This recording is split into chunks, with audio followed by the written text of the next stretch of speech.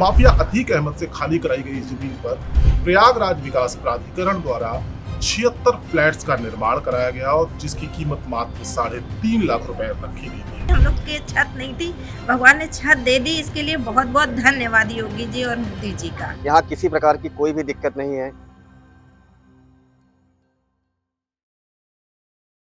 सूबे के मुखिया योगी आदित्यनाथ का ड्रीम प्रोजेक्ट रहा ये आवास योजना फिलहाल उन तमाम लोगों के लिए सौगात बन चुका है जिन्होंने अपना आशियाना यहाँ पर बनाया है।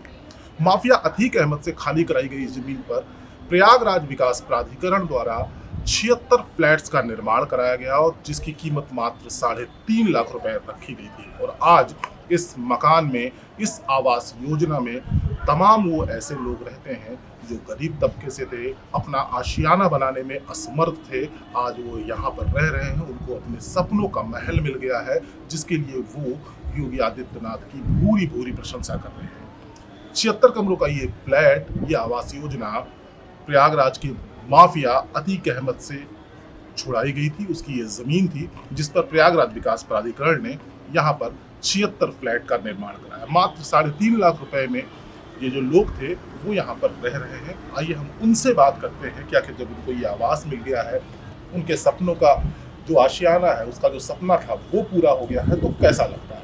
आप भी बताइए कैसा लग रहा है जो सपनों का घर पूरा हो गया है? बहुत ही अच्छा लग रहा है। जब ये लॉटरी में नाम निकला था तो हम लोग तो यहाँ थे नहीं, लखनऊ में थे। जब ये लॉट कराए तो इन्होंने देखा कि मेरा नाम निकला, रो रो के हमको लखनऊ में बता रहे हैं कि सुधा तुम्हारा मकान निकल आया। वो रो रहे हैं, हम भी रो रहे हैं, इतनी खुशी के हमारे कि इतना ज़्यादा अच्छा लग रहा था कि हम लोग के छत नहीं थी, भगवान ने छत दे दी। इसके लिए बहुत बहुत धन्यवाद योगी जी और मोदी जी का। ठीक है, कोई दिक्कत तो नहीं है अभी? नहीं, अभी दिक्कत नहीं है। बस दिक्कत ये है कि ये हमारे सरकारी हो जाए, लाइट और पानी का, बस यही दिक्कत है और कोई दिक्कत नहीं। देखिए ये वो महिलाएं हैं जिनका सपना पूरा हुआ अपना घर बसाने का, और अब पिछले 3 वर्षों से यहाँ पर वो रह रही हैं। सबसे पहले तो मैं योगी जी के चरणों में प्रणाम करना चाहूँगा कि उन्होंने हम लोगों का एक जीवन दे दिया है मकान के रूप में, और पिछले 3 साल से हम लोगों को वो सारी सुविधाएं मिल रही है जो एक आम आदमी को मिलती है। यहाँ किसी प्रकार की कोई भी दिक्कत नहीं है। हमारा पानी, सफाई, सब कुछ एकदम प्रॉपर चल रहा है। किसी प्रकार की कोई तकलीफ नहीं है, ना ही कोई डर है। सभी प्रेम से रह रहे हैं।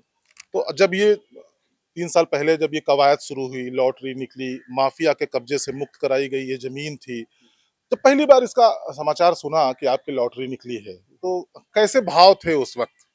सर, उस वक्त तो भाव में अगर सही बताऊं तो मैं काशी में दर्शन कर रहा था महादेव के, और जब मुझे मालूम पड़ा कि मेरे नाम पे लॉटरी निकली है तो मेरे हाथ पैर कांप रहे थे, क्योंकि मुझे यकीन नहीं हो रहा था कि मैं उन 7,000 लोगों में भाग्यशाली हूँ जिसमें मेरा नाम उस मकान में आ गया। तो मैं उसको अभी आपके सामने बता नहीं पाऊंगा कि वो किस तरह के भाव थे, बट खुशी का कोई ठिकाना नहीं था।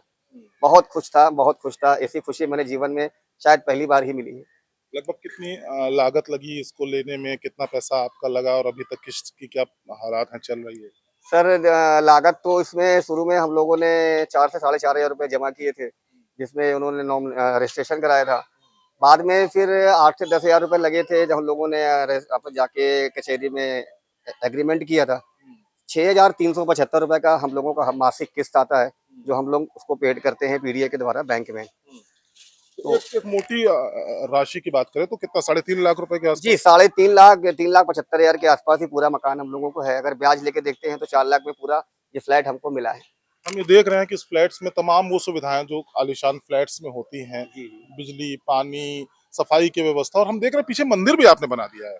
जी, मंदिर का तो सपना जिस दिन मुझे मेरे कान में ये बात आई थी कि मुझे मकान मिल गया है, तो मैंने तभी राम जी से प्रार्थना की थी कि श्री योगी आदित्यनाथ जी ने जो हम लोगों को ये मकान दिया है, तो उनके लिए एक छोटी सी भेंट श्री राम जी का मंदिर यहाँ जरूर बनाएंगे, जिसके लिए मैं 3 साल से प्रयास कर रहा था।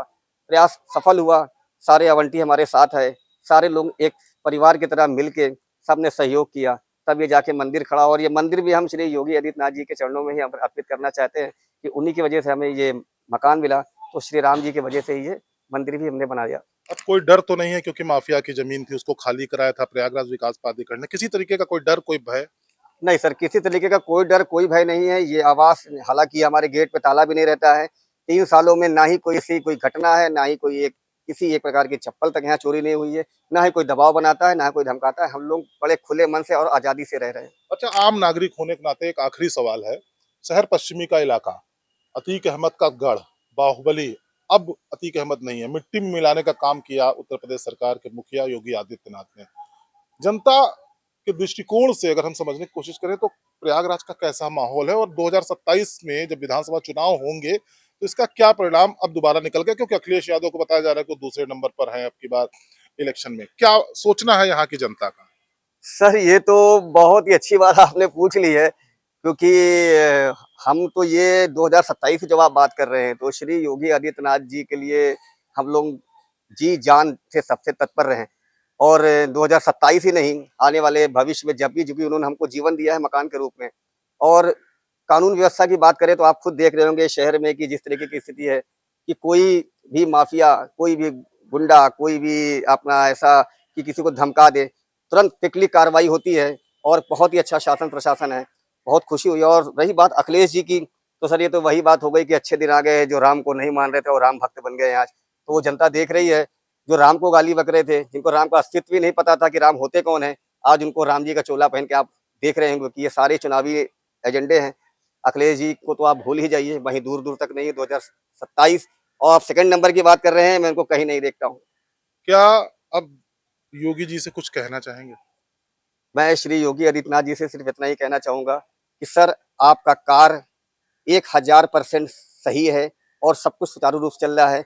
बस इतनी विनती है कि कोई भी गुंडा माफिया फिर से इस तरीके की कंडीशन ना करे, किसी गरीब का मकान ना छीने। और सबसे बड़ी इंपॉर्टेंट बात कि पुलिस प्रशासन उस हर व्यक्ति की बात सुने जो सही हो।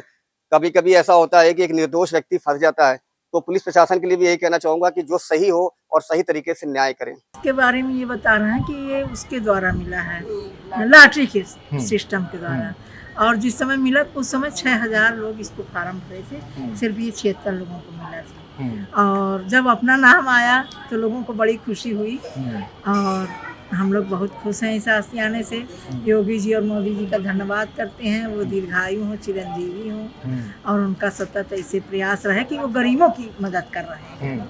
हाँ, गरीबों के लिए। अच्छा, गरीबों के लिए अपना खुद का घर होना एक बहुत बड़ी बात होती है। अब 3 साल का वक्त हो गया है, माफिया के कब्जे से मुक्त कराई जमीन जिसको प्रयागराज विकास प्राधिकरण ने बनवाया था।